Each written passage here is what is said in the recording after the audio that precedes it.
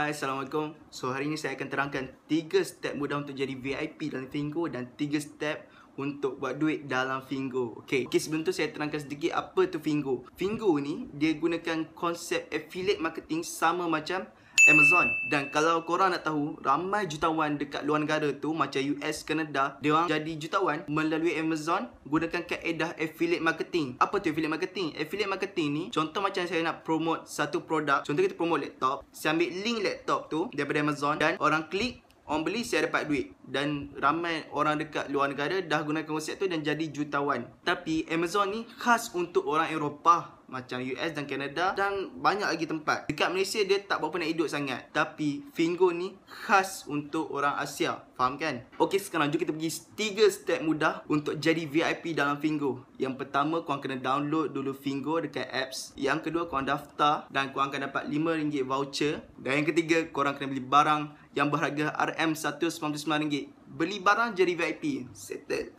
Okay, sekarang pula 3 step mudah untuk buat duit dekat dalam FINGO. Yang pertama, kita beli, kita akan dapat cashback sebanyak 10%. 10%. Yang kedua, kalau kawan-kawan korang beli dekat FINGO, korang akan dapat 10% juga. 10%. Simple kan? Yang ketiga, bila kita jadi VIP dekat dalam FINGO, kita akan dapat harga murah. Contoh, harga kasut kat dalam FINGO RM100. Dan bila jadi VIP, korang akan dapat RM80. Dan korang boleh gunakan manfaat harga VIP ni untuk buat dropshipping. RM80 korang markup jadi RM100. Korang jual dekat orang, korang untung RM20 plus cashback 10%. Okey, itu saja 3 step mudah untuk jadi VIP dalam FINGO dan 3 step mudah lagi untuk buat duit dalam FINGO. Jadi macam mana best kan FINGO? So, kalau korang nak daftar, saya akan letak link dekat bawah. Korang daftar dan selamat menjadi ahli FINGO. Assalamualaikum.